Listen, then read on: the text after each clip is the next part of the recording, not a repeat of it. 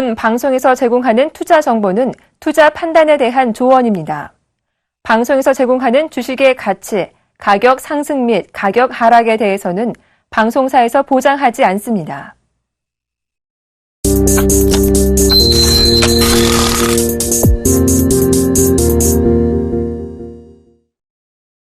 변동성 장에서도 정확하다. 27년 내공의 정확한 시황 분석.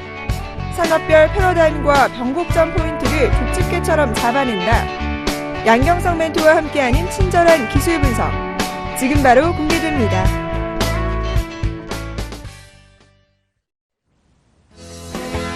안녕하십니까.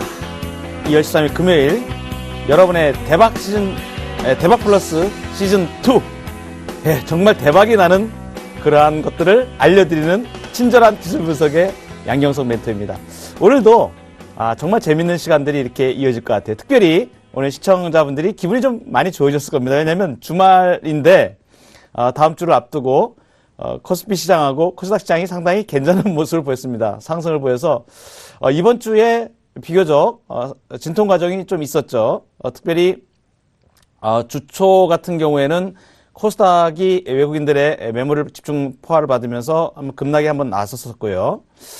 그리고 코스피 같은 경우에는 어제 옵션 이월물 만기였습니다. 그래서 만기물과 관련해가지고 외국인들이 선물 매도세가 좀 나오면서 장중에 종합지수가 1930포인트를 위협하는 그런 상태가 나왔었죠. 오늘 기분 좋게 코스피 시장은 1957포인트로 마감을 했습니다. 15.8% 정도 이렇게 올랐는데 1950포인트를 이렇게 회복을 한 그 이유가 일단은 유럽 쪽에 상당히 유럽발 훈풍이 좀 불고 있고요. 특별히 우크라이나 사태가 이제 휴전에 이제 합의했다는 소식에 따라서 또 어제 미국 시장이 또 강세를 보였죠. 이러한 영향들이 글로벌 마켓의 강세 분위기를 타고 코스피 시장이 오늘 힘차게 좀 반등이 나와서 상당히 주로서는 상당히 좋게 이렇게 마감을 해서 투자자분들이 좀 그래도 괜찮았지 않았나 이렇게 생각이 들고요. LG화학이라든가 그다음에 정유주 그리고 자동차 관련주들이 강세를 보이는 그런 현상이 소위 이제 경기 민감 섹터가 지난주에 이어서 연기금의 매수가 이렇게 강력하게 이제 왕성하게 이렇게 일어나는 그러한 현상들을 보였었는데 이러한 부분이 이번 주에도 좀 연장이 되고 있다. 이런 측면에서 중장기 측면을 조금 이렇게 밝게 보는 시각들이 대두가 되고 있는 것 같습니다. 코스닥 같은 경우에는 600포인트를 깨뜨렸다가 다시 반등이 나서 오늘 608포인트가 됐습니다. 이 600선에 상당히 그 손바뀜이 좀 활발하게 일어나면서 바로 600포인트를 다시 그 회복한 점이 향후 코스닥 시장의 상승세에 조금 더 이어갈 수 있다는 그러한 부분들의 전망들이 일단 나오는 그러한 상태입니다. 그래서 양시장콩이 상당히 이번 주에 괜찮게 마감을 해서 다음 주 이제 설을 앞두고 이틀 거래일이 되는데 다음 주에 기대치를 좀 높이고 있고요. 특별히 이제 다음 주 금요일에는 금융통화위원회가 있는데 금리 결정에 대한 문제들의 시각이 좀 많이 포인트가 좀 맞춰져 있는 그런 상태가 되겠습니다. 자, 그건 그렇고 지금 시장은 이제 여기까지 점검을 이렇게 좀 해보도록 하고요. 친절한 기술 분석을 통해서 이따가 또 일봉이라든가 월봉에 대해서 제가 기대하시는 분들이 굉장히 많으시기 때문에 좀 자세하게 이렇게 말씀을 좀 드릴까 합니다. 자, 지금 시간에는 지금까지 대박 플러스 시즌 2에서 제가 말씀드린 공략주들에 대한 AS를 해드리는 시간을 갖도록 하겠습니다. 자, 그러면 종목이 굉장히 많았었는데요. 8종목이 편입이 됐었습니다. 근데 이번 주에 상당히 많은 종목을 정리를 좀 했죠. 이제 먼저 번에 위닉스 같은 경우에는 편입가가 이제 14,100원에 편입이 됐는데 목표가를 2만원 잡았는데 이제 19,000원대 넘어서 2만원 사이에 좀 들어왔습니다. 그리고 들어왔다가 이제 오늘은 살짝 눌린 상태인데 26.6%의 굉장히 강한 수익률을 좀 보이고 있고요. 여기서 보시면은 이제 AP 시스템은 16.4%의 상승률을 시도를 하면서 이제 매도가 됐고요. 그다음에 대림산업은 이제 10% 상승률을 지금 보이고 있습니다. 54,400원에 최저가에 지금 편입이 되어서 상당히 괜찮은 상태를 보이고 있고, 강원랜드가 편입된 지가 얼마 안 되는데 괜찮게 움직이고 있습니다. 현재 이제 수익 구간에 있고요. SFC가 수익 구간에 있고요. 그다음에 이제 나노 신소재가 조금 주가가 좀 주춤주춤해서 매도를 처리를 했죠. 익절을 해서 1.4% 수익을 내고 매도 처리가 되었습니다. 그 다음에 이지바이오도 주가 움직임이 조금 탄력이 좀 떨어지는 그러한 부분들을 감안을 해서 매도 처리가 돼서 익절을 했고요. MPK도 손절없이 매도가 되어서 일단 전 구간에서 상당한 수익을 구사를 하면서 일단 종목을 체인지하는 그러한 형태로 들어왔는데 네 가지 종목에 대해서 AS를 잠깐 해드리도록 하겠습니다. 이제 보유하고 있는 종목 위닉스입니다. 자, 위닉스 보시면은 지난번에도 제가 말씀을 드렸지만 20일 이동평균의 견조한 지지를 받으면서 주가가 중기 상승 국면을 유지를 하고 있습니다. 지난번에 제가 이제 MACD에 대해서 기술적 분석을 통해서 말씀을 드렸었는데 MACD가 제로라인 위로 올라서면서 그 이후에 제로라인 밑으로 한 번도 안 들어가면서 상당히 견조한 흐름을 좀 보이고 있다 하는 점이 고무적인 상황이 되겠고요. 자, 이렇게 21선의 지지가 받는데 그러면 추가적인 상승 여력이 좀 있을 것인가 하는 부분에 대해서 주봉을 통해서 살펴보면 주봉의 추세가 지금 상당히 견조한 상승 추세를 우상향으로 유지를 하고 있는데 고무적인 점은 60주 이동평균을 돌파를 해서 주가가 상승을 추가적으로 모색하는 국면으로 봤을 때 이 종목은 추가적인 상승 라인을 계속 견지할 가능성이 높다. 그래서 단기적으로 22,500원까지 상승 시도가 있을 종목이기 때문에 보유의 관점을 조금 더 지속을 하고요. 목표가를 좀 수정을 할까 말까 지금 고민을 좀 하고 있습니다. 2만 원을 목표가를 제시를 해드렸는데 만약에 2만 원 선을 터치를 하게 되면 이 앞에 저금고가까지 가는 레벨이 나올 수도 있는 상황이 될 수가 있기 때문에 실적이라든가 이런 부분을 체킹을 해서 주봉 거래를 좀 검토를 해서 추후에 좀 결정을 하도록 일단 당분간은 매도가를 일단 유지를 하고 2만 원 선 정도는 무난히 돌파할 가능성이 좀 높은 것으로 일단 판단이 돼서 보유의 관점을 말씀을 드리도록 하겠습니다. 자, 두 번째 보유 종목은 대림산업입니다. 대림산업은 잘 아시다시피 건설 섹터 부문에 상당히 선호도 1위 정도 되는 종목입니다. 부채 비율이 130%에 불과를 하고 물론 잘 아시다시피 해외 건설 부분이 굉장히 많기 때문에 주가가 해외 부문 사업 부분에 이번에 그 4분기 어닝 쇼크가 났던 부분이 사우디하고 그쪽 쿠웨이트하고 원가 상승이 좀 이렇게 더 집행이 돼가지고 원가가 올라갔습니다. 그걸 손실로 반영을 시켰기 때문에 그 부분하고 그 다음에 국내 아파트에서 미분양된 거에 손실 처리를 상당히 했습니다. 손실 계상을. 그래서 2,200억에 달하는 적자 영업 손실을 이제 기록을 했는데 그걸로 인해서 주가가 일단 바닥을 찍었죠. 근데 그동안에 제가 이제 말씀드려온 볼린저 밴드의 상태를 보면 일봉 볼린저 밴드가 상당히 좁은 국면으로 지금 옆으로 횡보하는 국면을 지금 가고 있습니다. 이 얘기는 뭐냐면 횡보 국면이 조금 더 지속이 될 수도 있다라는 사실을 암시를 하기도 하고요. 중장기적으로는 저점을 타진하는 국면이다 이렇게 볼 수가 있는데 MACD 현상을 보면 일단 대량 거래가 시켜서 대량 거래가 54,400원에 저점을 찍고 일어나서 58,000원까지 약 한 15%가 단기간에 급등을 했었습니다. 15% 이상이. 단기간에 급등을 했다가 10한 7, 8% 되죠. 그리고선 약간 좀 접어놓고 있는 상황이거든요. 그런데 이 MACD를 보면 MACD가 저점을 찍고 아직 제로라인 위로는 올라오지 않았습니다. 이것이 제로라인 위로 상승을 시도하게 되면 주가는 6만 원을 넘어가게 됩니다. 그런데 아직까지는 시간을 좀 더 끌 가능성이 있고요. 이 볼린저 밴드 상에서 에너지를 축적하는 시간이 조금 더 걸릴 가능성이 좀 높기 때문에 그래서 제가 지난번에 처음에 애초에는 65,000원대, 64,000원 이렇게 그 매도 가격을 목표 가격을 제시를 해드렸었는데 그 목표 가격을 조금 단기적으로는 좀 낮출 필요가 있다라 해서 59,000원대 일단 매도를 일단 제가 말씀을 드렸는데 그건 단기적으로 보는 거고요. 중장기적으로는 55,000원 아래에서는 분할 매수의 관점을 유지하시는 게 아마 좋을 겁니다. 왜 그러냐면 이 종목은 지금 손실 처리를 다 해놓고 올해 2015년도에 소위 말해서 실적에 대한 기대치가 약 한 3천억 정도의 이익을 지금 보고 계산을 하고 있거든요. 그리고 제일 중요한 부분이 뭐냐면 손실 처리를 상당 부분을 다 끝내놨다는 점. 그 다음에 자산 가치도 상당히 우려한 종목입니다. 지금 PBR 수준이 0.5배 정도로 다운된 걸로 제가 알고 있거든요. 그 정도 되면은 부채 비율도 없이 해외 건설 부문을 통틀어서 건설 업체를 통틀어 가지고 선호도 1위로서의 역할을 충분히 할 수 있는 그 정도의 잠재력이 있고 월봉 이게 이제 주봉을 제가 이렇게 보여드렸는데요. 주봉상에 추세적으로 보더라도 지금 그 과도하게 하락 국면에 있다고 보여지기 때문에 실적에 조금만 미래 가치가 조금만 달라지는 어떤 경기의 호전이라든가 또 이 회사는 또 석유화학 부문에서 꾸준하게 지금 수익을 내고 있어요. 그리고 자회사 같은 경우도 대림 CNS라든가 이런 회사들이 상당히 수익 규모가 좋게 나오고 있습니다. 그래서 그러한 부분을 본다면 추가적인 하락의 가능성은 상당히 줄어들어 있다. 그래서 상당히 저평가 국면에 있기 때문에 약간 중장기 상승을 보는 것이 맞다. 그래서 약간 중기까지는 한 7만 5천 원까지도 볼 수 있기 때문에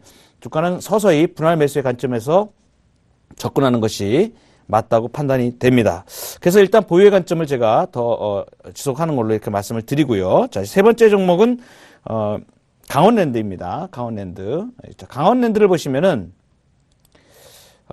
편입된 지가 이제 요 정도 선에서 저희가 이제 편입을 들어갔었죠. 한 뭐 1주 반 정도, 한 일주일 정도 남짓 되는데 이때 모양을 보시면은 주가가 21선에 위에 올라타면서 21선이 이제 우상향으로 돌기 시작합니다. 그래서 이제 소위 말해서 어느 정도의 플랫폼이 지금 나왔다고 보거든요.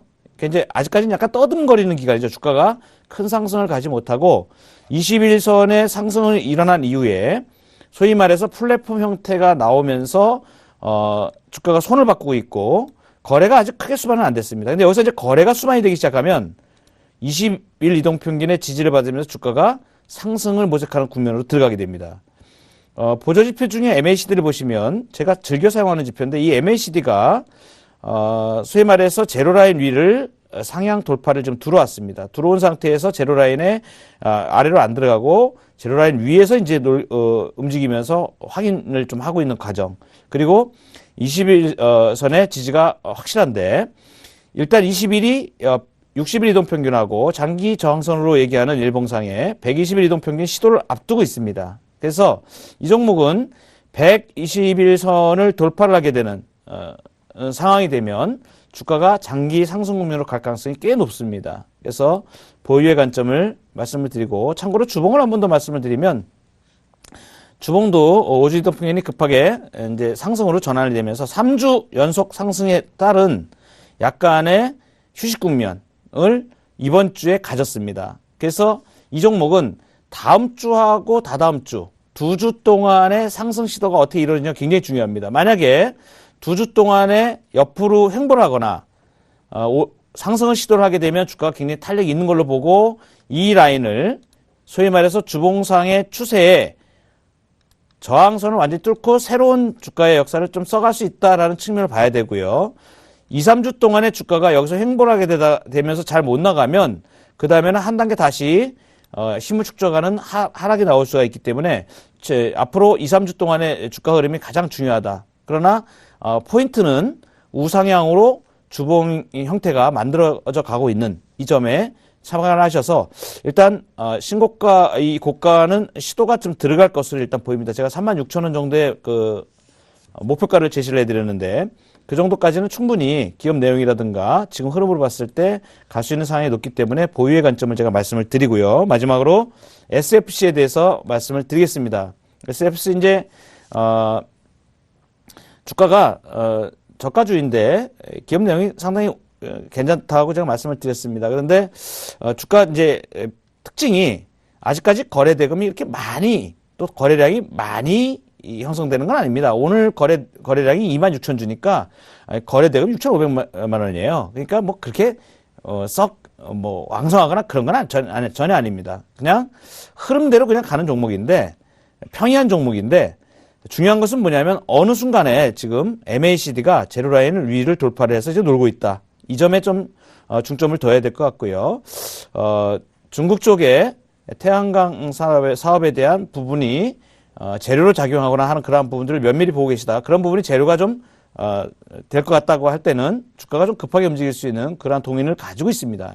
주봉을 보시면 서서히 주가가 우상향 패턴으로 자리를 잡고 있는 것을 볼 수가 있겠습니다. 그래서 일시적으로 지난번에 제가 종목을 공략주로 말씀드린 이후에 주가가 점핑을 한번 했었어요. 그래서 뭐 상한가도 막 들어가고 이랬었습니다. 거의. 예, 그랬는데 그때는 제가 이제 장중에 별로 크게 신경을 못 써가지고 장중에 종목을 놓쳐가지고 근데 이 정도면 뭐 단기간에 이익 실현은 충분히 할 수 있죠. 데이 트레이드 하시는 분들은 다 접근을 하셨을 텐데 그러나 추세적으로 상승 추세로 가고 있기 때문에 상승 여력이 좀 더 있다라고 봐서 그리고 볼린저 밴드의 일봉상의 흐름에 횡보해서 이제 거래만 수만이 되면 MACD 같은 경우는 좋아졌고 거래만 수만이 되면 상승을 좀 할 수 있는 그런 부분이 있기 때문에 일단은 단기적으로 좀 더 약간 더 보자 하는 측면에서 보유의 관점을 말씀드리도록 하겠습니다.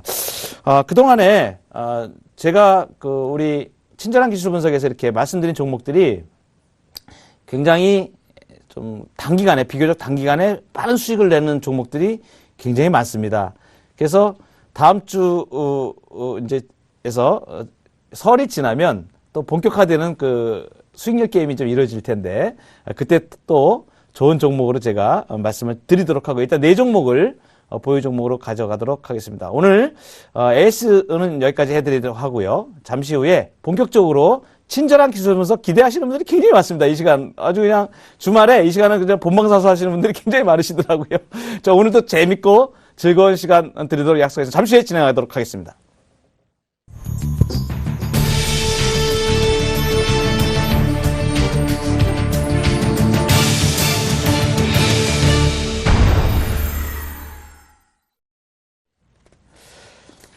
네, 친절한 기술 분석입니다. 그야말로 아주 친절하게 말씀을 드리기 때문에 이해를 못 하시는 게 거의 없습니다. 그런데 적용하기도 굉장히 좀 좋습니다. 지난주에 캔들에 대해서 이제 몇 주 동안 제가 말씀을 드리는데 오늘은 이제 캔들의 거의 이제 마지막 정리인데 오늘은 캔들 하락에 대해서 이제 집중적으로 제가 살펴보려고 합니다. 지난주에는 캔들 상승형에 대해서 제가 이렇게 말씀을 많이 드렸는데 일봉과 주봉을 이렇게 보시면서 정말 이게 그렇게 맞는군요 라고 말씀하시는 분들이 꽤 많으셨습니다. 그리고 이제 오늘 일단 마지막 시간에는 또 주봉에 대해서 제가 종합지수 주봉의 다음 주 예측도 또 이제 말씀을 드리는데 이번 주에 어제가 옵션 2월물 만기 날이었어요. 어제 제가 힌트를 좀 많이 드렸는데 정말 상당히 커버드 콜, 소위 말해서 지지난주부터 커버드 콜, 그러니까 콜 매도에 임하는 그러한 포인트를 뒀던 분들이 제가 수익 구조가 그런 부분이 상당히 많이 날 것이다라고 말씀을 드렸는데 역시 어제 커버드 콜에서 완전히 수익이 대박이 났죠. 대박이 나고 단기적으로는 이걸 풋에서도 상당히 수익이 많이 발생하는 것을 볼 수 있었습니다. 그래서 선물 지수가 247 하단을 한번 깨고 종가는 이제 좀 올려놨었는데 그러한 상황들이 주봉 예측이나 길적 분석을 통해서 말씀드린 부분에 상당히 중요한 부분들이 많이 있습니다. 그래서 이제 오늘 산물무리 옵션 같은 경우에는 새로 시작을 했어요. 그리고 이제 또 다음 주에 명절을 앞두고 있고 그 다음 주에 또 여러 가지 변수들이 좀 많습니다. 그런 부분도 제가 이제 또 힌트를 좀 드리고 가능성이 높은 쪽에 기술적 분석 어떻게 접근하는지 그런 부분을 말씀을 드릴 텐데요. 오늘은 캔들 하락형에 대해서 살펴보도록 하겠습니다. 자, 이제 캔들 하락형인데 하락형 중에서 지난번까지 제가 말씀드린 것은 이제 봉이 하나짜리를 쭉 그 앞에 말씀을 드렸고 그 다음에 이제 봉이 2개, 3개가 있는 경우가 상승형을 지난주에 말씀드렸습니다. 오늘은 복습도 겸해서 제가 해드릴 겁니다. 상승형과 캔들 상승형하고 캔들 하락형이 비교가 되거든요. 그런데 오늘 처음에 말씀드릴 부분은 이제 캔들 하락형 중에 가장 신뢰도가 좀 높다. 2개짜리 중에서 봉 2개짜리 중에서 신뢰도가 좀 높다라고 할 수 있는 하락장악형이 있습니다. 이제 하락장악형은 작은 양봉이 나타난 이후에 그 다음에 긴 음봉이 나타나는 경우가 되겠습니다. 작은 양봉 이후에 긴 음봉. 여기 보시면 지금 이렇게 형태를 제가 표시를 해드렸는데 양봉이 이렇게 쬐끄맣게 나와 있습니다. 전날은 양봉이 쬐끄맣게 나왔는데 그 다음날 전날보다 위에서 출발을 했어요. 위에서 올라가서 출발을 했습니다. 그런데 올라가서 출발을 해가지고 하락 음봉을 이렇게 만들었습니다. 이게 이제 하락 장악형은 이 앞에 양봉을 완전히 장악해버렸다. 그래서 하락 장악형이 되겠습니다. 이 모양을 유심히 잘 봐두시기 바랍니다. 이 모양을 유심히 잘 봐두시게 왜 그러냐면 굉장히 자주 나오는 하락형이 되겠습니다. 아주 자주 출현합니다. 하락형에서 좀 많이 나온다고 하는 것이 주봉에서 하락, 고점을 찍었을 때 많이 발생하는 것은, 석배령, 좀 이따 이제 말씀드리겠지만, 석배령 패턴하고, 그 다음에 하락장악형 패턴이 제일 많이 나타납니다. 그 다음에 석배령이나 하락장악형 이후에 음봉은 다시 좀 이따 말씀드릴 흑산병으로 진행되는 경우가 많습니다. 특히 주봉에서 많이 나타나고요. 일봉에서도 아주 빈번하게 나타나는 게 하락할 때 하락장악형입니다. 상승할 때는 이제 지금 말씀드린 요 하락장악형에 반대되는 개념이 작은 음봉 이후에 큰 양봉이 나오는 지난주에 말씀드렸던 상승 장악형입니다.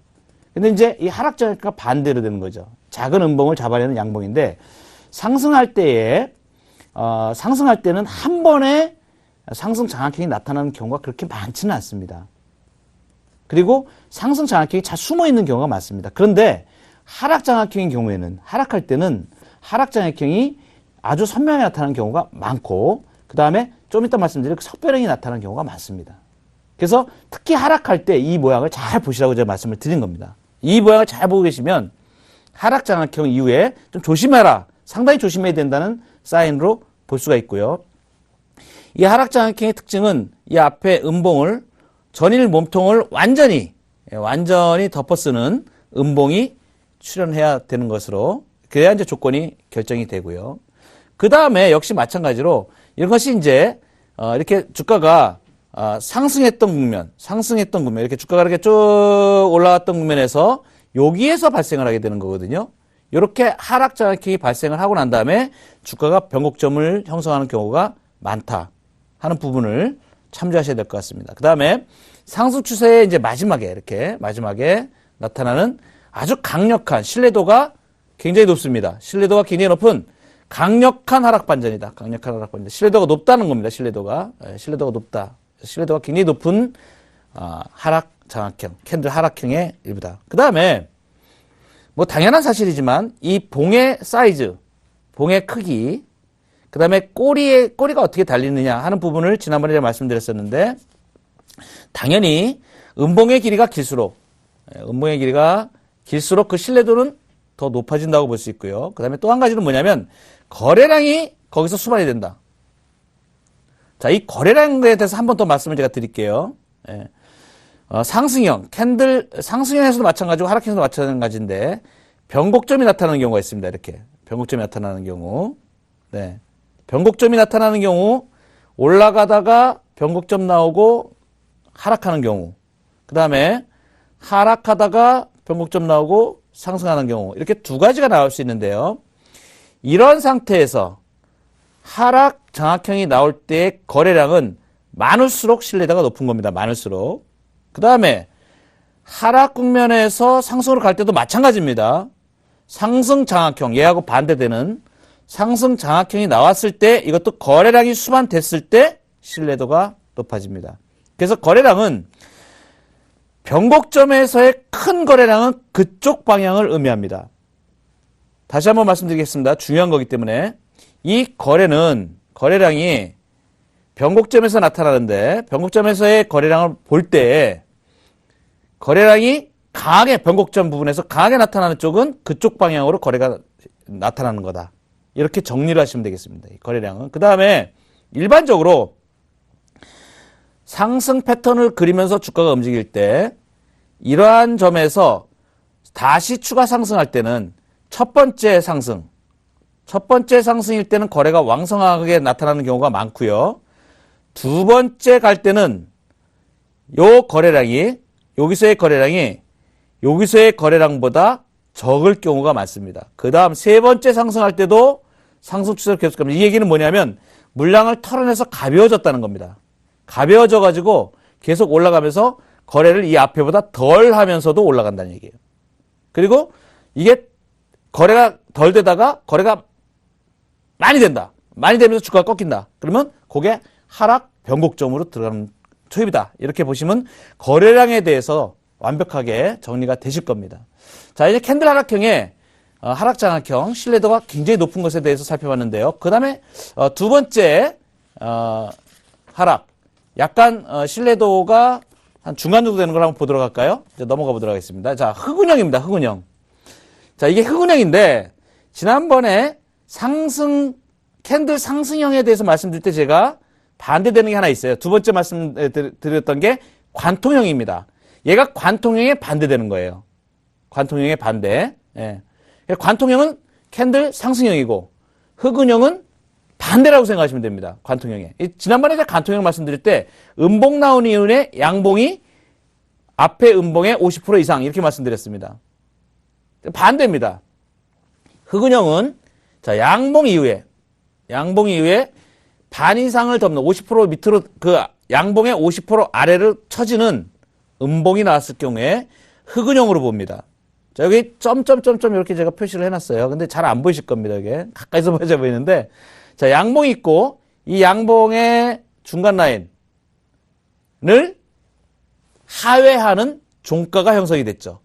음봉인데 다음 날, 그러니까 이 다음 날은 위에서 시가가 위에서 형성됐어요. 그러니까 착각을 하면 얘가 이 봉을 확인을 안 하면 상승이 나왔고 그 다음에 시가가 높게 확인됐기 때문에 이거 상승하는 거 아니야? 이렇게 생각할 수 있습니다. 이거 잘못하면. 왜냐면 갭으로 딱 나가면서 상승하는 거 아니야? 이건 아직 시간이 지나지 않았을 때가 모르거든요. 그러면 음봉인지 모르잖아요. 그러면 전날에 양봉에서 갭으로 딱 나갔기 때문에 와, 이거 갭 상승 나가는 거 아니야? 이렇게 볼 수가 있거든요. 요때 뭘 봐야 될까요? 요때 봐야 될 거. 거래량입니다. 거래량. 거래량이 이번 거래하고 이 거래가 지금 어떻게 이루어지는지를 보면 압니다. 이게 매도 관점이 많은지, 매수 관점이 많은지 거래를 보고 파악할 수가 있습니다. 일반적인 그 주가들은. 자, 그런데 일단 아침에, 다음날 이 양봉보다 시가가 높은 데서 출발했는데 음봉이 돼가지고 반 이상 하락하면서 끝났습니다. 그럼 이것은 흑운형이다. 다크 크라우드. 이게 뭐냐면 구름이 꼈다 이겁니다. 구름이. 예. 소위 말해서 흑운, 먹구름이 꼈다 이겁니다. 먹구름이 꼈다 이겁니다. 그래서 양봉 이후에 반 이상 넘는 음봉이 나오면 주의해야 된다. 이거는 신뢰도가 중간 정도 된다고 볼 수 있습니다. 하락적으로. 그래서 첫날 고가보다 높은 가격으로 시가가 시작을 했는데 둘째 날 종가가 첫날 양봉의 50% 이하에서 형성이 돼서 끝나는 경우.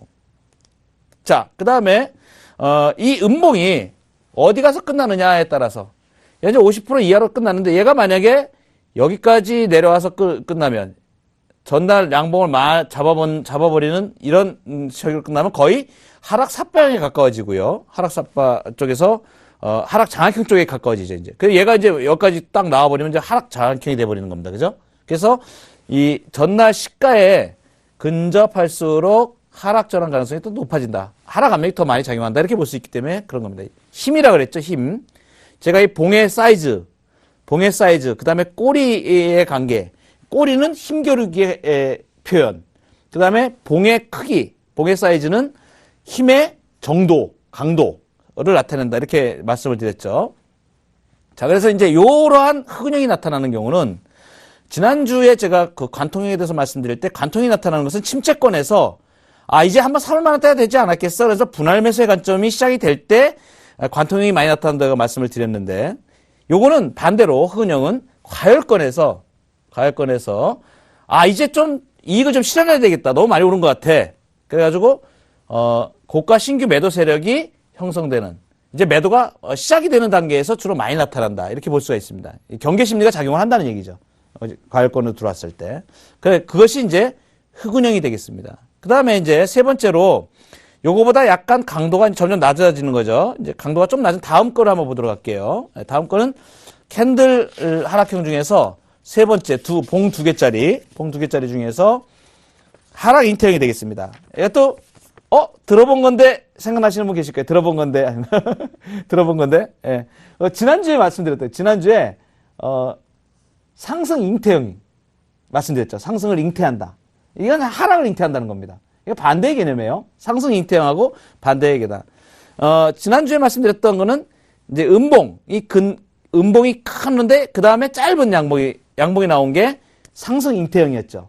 자, 그런데 하락 잉태형은 이게 긴 양봉이 나옵니다. 이렇게 긴 양봉이 쭉 나오고 난 다음에 아주 짧은 음봉이 나오는데 이 짧은 음봉이 거의 이 양봉의 중간 정도에 걸립니다.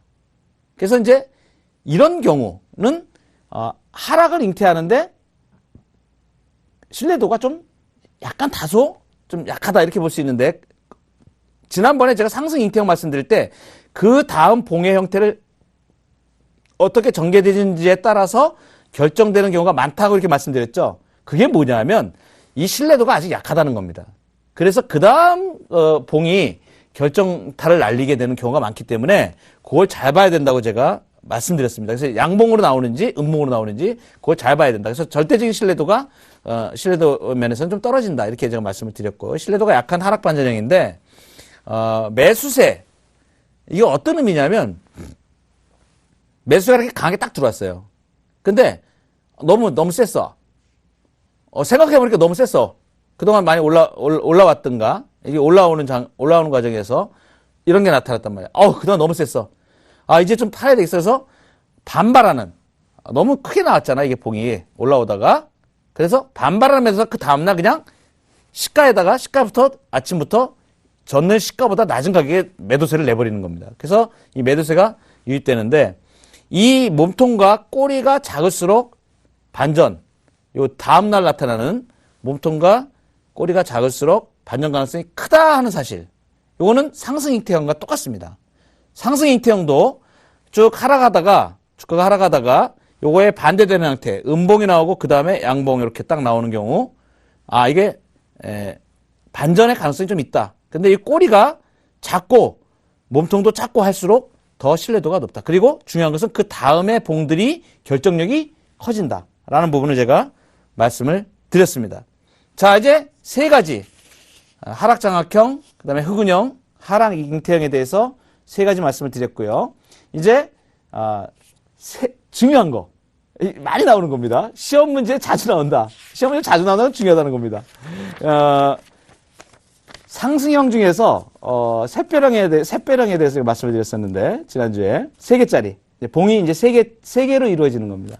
자, 이제 하락형은 그거에 반대되는 개념이 석별형입니다. 석별형. 자, 석별형은 지난주에 샛별이 반짝반짝 근데 이게 석별형은 지는 별입니다. 지는 별인데 어떤 개념이냐면 양봉이 이렇게 딱 나왔는데 상승 갭 이후에 음봉이 나와요. 근데 음봉이 쬐끄맣게 나옵니다.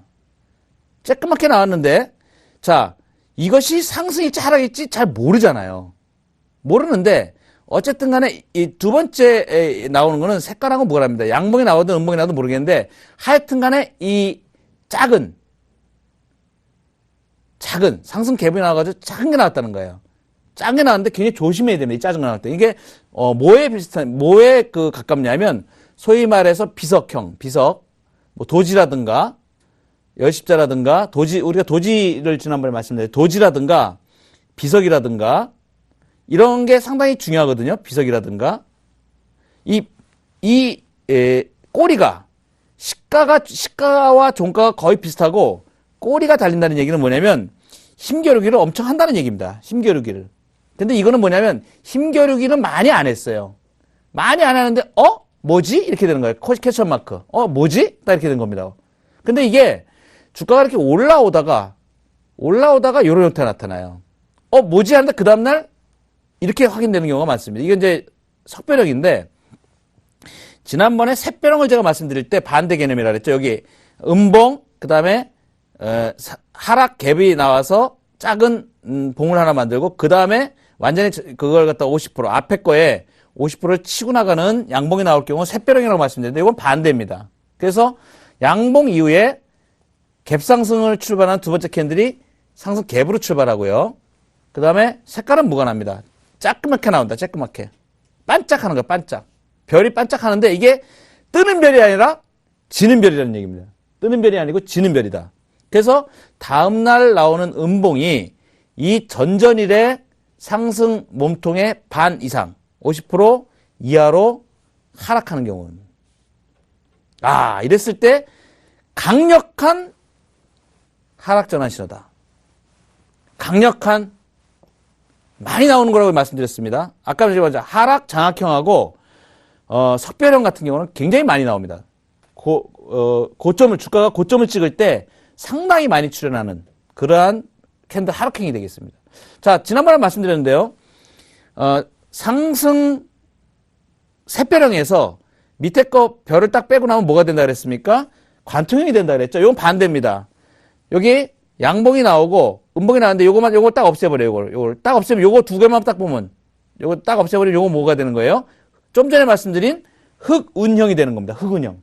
그래서 이 앞에 몸통의 반 이상을 그 다음날 종가가 떨어져서 끝나는 경우 흑운형이 되는 거예요. 중간 거만 없애버리면.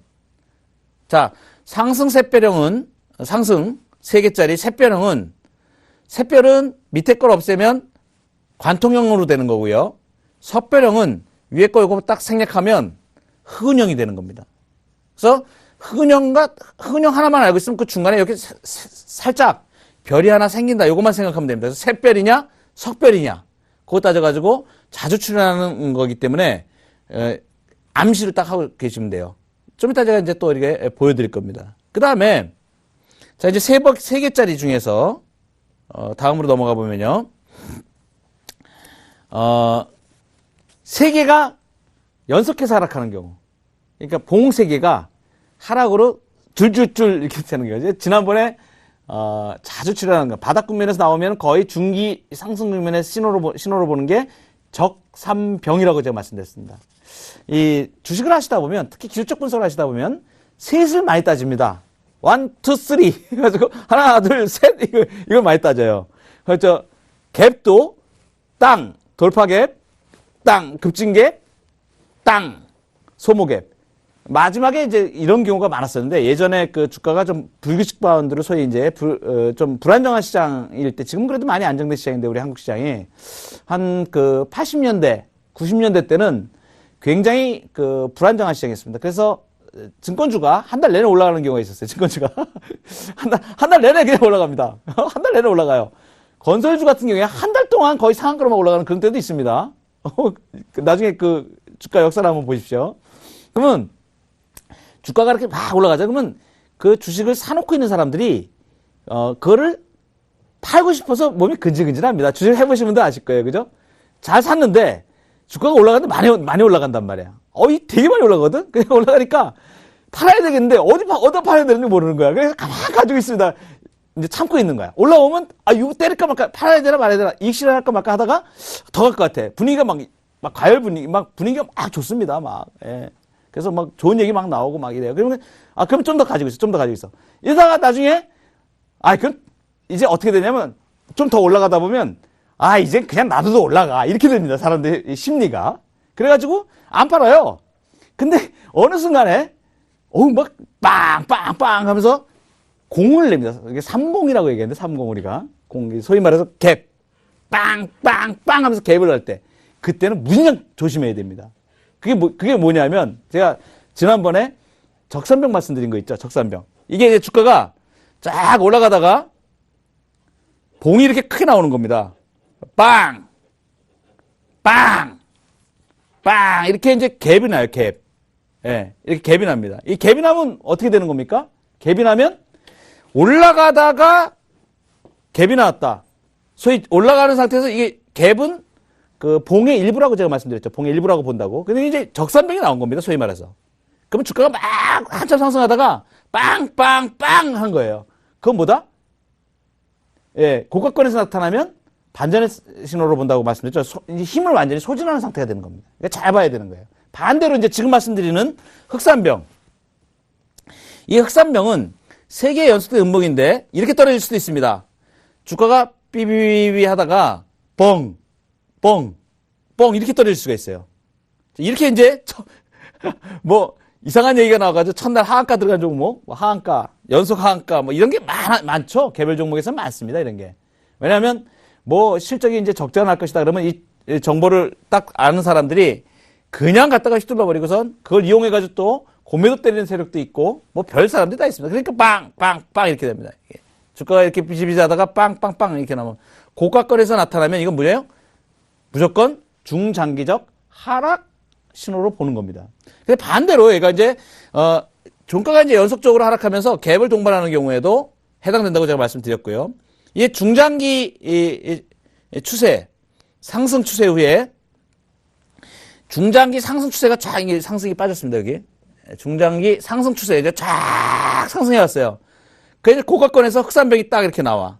그러면 그 다음에는 어떤 우여곡절이 있을지 모르지만 중기적으로 하락 쪽으로 기울어가는 경우가 굉장히 많습니다. 그다음에 대표적인 약세, 중기 약세 표시다 이렇게 볼 수 있고 이제 말씀드린 대로 아까 주가가 이제 많이 빠졌어. 주가가 많이 빠져가지고 침체권에 들어와 있는데 여기서 흑산병이 빵 나와. 이건 뭐예요? 이제 마지막 이제 지쳐가지고 도저히 안 되겠다 이제 나는 뭐 로스컷 쳐 로스컷 손절매 그래서 막 물려요. 많이 빠졌는데 여기서 흑산병이 나온다. 그러면 이거는 마지막 떨이 하는 거야 그거는. 그러니까 그거 잘 봐야 됩니다. 이게 상승 적산병하고 반대다 이렇게 보시면 돼요. 자 이렇게 이제 흑산병까지 제가 말씀을 드렸습니다. 그래서 하락의 5가지. 하락 장악형, 그다음에 흑은형, 하락 잉태형, 네, 그리고 중요한 거 석별형. 아주 중요합니다. 별표 하시고 그다음에 흑산병에 대해서 말씀을 드렸습니다. 자, 이제 종합지수를 한번 보면서 적용을 한번 어떨 때 어떻게 나타나는지 한번 이거 보면 아주 선명하게 나타납니다. 자, 종합지수 일봉을 한번 보도록 할게요. 일봉을 한번 좀 보시면 자, 일봉 보겠습니다. 종합지수 일봉의 하락 캔들이 어떻게 나타나는지 자, 이 고점을 주의해서 보시기 바랍니다. 제가 동글뱅이를 이렇게 쳐놨는데 동글뱅이 쳐놨습니다. 동글뱅이 쳐놨는데 여기를 보시면 아주 중요한 게 있어요. 여기 한번 정답을 한번 맞춰보시겠어요? 여기 한번 좀 확대시킬 수 있으면 확대할 수 있으면 여기 여기 언제냐면 작년 7, 8월 중간이니까 7월 중순 정도 됩니다. 주가가 2093포인트까지 급등을 했다가 떨어지는 경우인데 여기 보시면 양봉이 뭐가 나옵니까 지금? 빵 뭐죠? 주가가 올라오다가 빵 뭐가 나오냐면 적산병이 나옵니다. 적산병이 나온 이후에 잘 보면 적산병이 딱 나오고 난 다음에 그거의 50% 정도까지 약간 잡아주는 듯한 음봉이 나오는데 위에 꼬리를 달았어요. 근데 여기까지는 확인이 안 됩니다. 근데 그 다음 세 봉을 잘 주의해 보시기 바랍니다. 양봉, 그 다음에 열십자 형태, 그 다음에 그 앞에 양봉의 반 이상을 잡는 음봉. 뭐죠? 3개짜리. 말씀드렸죠, 좀 전에. 하락의 아주 중요한 부분. 석별형입니다, 석별형. 석별형이 나타난 이후에 주가가 덜컹합니다. 근데 여기서 올라오던 힘이 있으니까 얘가 다시 잡아줘요. 다시 잡아줘가지고 소위 말해서 힘을 다시 한번 몰아서 가려고 하는데 여기서 마지막 쌍봉을 확인하고 주가가 떨어지게 됩니다. 그래서 이 석별형이 나오면 굉장히 조심해야 됩니다. 석별형이 나오면. 자, 그 다음에 여기서 보시면 앞에 양봉을 잡는 음봉이 나옵니다. 음봉. 요 앞에 음봉의 아래쪽으로 나오는 소위 뭐죠? 하락 장악형이 출현합니다. 2개짜리 봉에서. 하락 장악형이 나오는데 그때까지도 잘 몰라요. 떨어지니 안 떨어지니 잘 모릅니다. 이게 보시면. 그때까지도 잘 모릅니다. 그런데 그 다음에 음봉이 딱 나오면서 주가가 미끄럼틀을 타죠. 자, 말씀드렸습니다. 석별형이 출현하고 그 다음에 하락 장악형 형태가 출현하고 여기서 자, 그러니까 주가가 이 고가권에서 하락의 사인들이 상당히 발생을 한다고 제가 말씀을 드리는 겁니다. 자, 그 다음에 여기 한번 보세요. 여기 보시면 여기 보시면 여기에도 아주 중요한 게 나타납니다. 주가가 이렇게 올라오다가 전환 시점 어딘지 모르는데 하여튼 뭐가 나타났냐면 양봉 이후에 열십자 형태로 나오죠. 갭상승 나왔다가 열십자 형태 나오죠. 그 다음에 앞에 전전일에 양봉을 몸통의 반 이상을 꺾는 뭐가 나옵니까? 음봉이 출현합니다. 뭐죠? 3개짜리. 뭐죠? 석배령. 말씀드렸죠? 석배령. 그래서 석배령 중요하다고 말씀드렸잖아요. 이 석배령입니다. 석배령. 그리고 난 다음에 주가 어떻게 돼요? 그 석배령의 음봉을 포함해가지고 1, 2, 3 흑산병이 출현하게 됩니다. 그러니까 하락으로 가는 거예요. 나 이걸 여기서 느낌만 딱 보면 석배령 같은데 그 다음날 하락이다. 그럼 뭐예요? 조심해야 되겠다. 이렇게 딱 되는 겁니다. 여지 없습니다. 거의. 그죠? 예. 그런 상태로 이제 간다. 이렇게 볼 수가 있고요.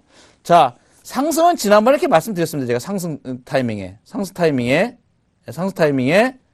자, 이건 뭐죠? 예, 약간 샛벼랑 비슷하게 나타나고 상승 장악형의 일부라고 볼 수도 있습니다. 이렇게 이제 반전 포인트가 나올 때 나오는 상승 캔들도 지난주에 제가 한번 말씀을 드릴 거예요. 자, 이제 다음 주를 예측할 수 있는 주봉을 한번 보도록 할게요. 주봉. 예, 주봉. 자, 이제 주봉의 하락 캔들을 한번 보도록 해요. 주봉. 자, 여기 보시다, 여기. 자, 하락 장악형. 흑산병. 자, 오른 상태에서 흑산병 주봉 이후에 하락 장악형 출현. 그 다음에 여기서 보시면, 요거는 하락 장악형보다도 약 한 석배령에 가까운 모습의 형태의 주봉이라고 볼 수 있습니다. 그죠? 자, 그 다음에 여기서 보시면, 여기선 하락 장악형 출현 한 이후에 여기서 보시면은 하락 장악형이 연속으로 나타나는 경우로 볼 수가 있습니다. 자, 이제 다음 주에 대한 부분을 조금 암시를 하고 이제 마무리 짓까 하는데요. 주가의 주봉이 지금 오늘 것까지 들어가 있는 주봉입니다. 주봉이 연속 4주 양봉인데 굉장히 견조한 흐름을 보이고 있습니다. 견조한 흐름.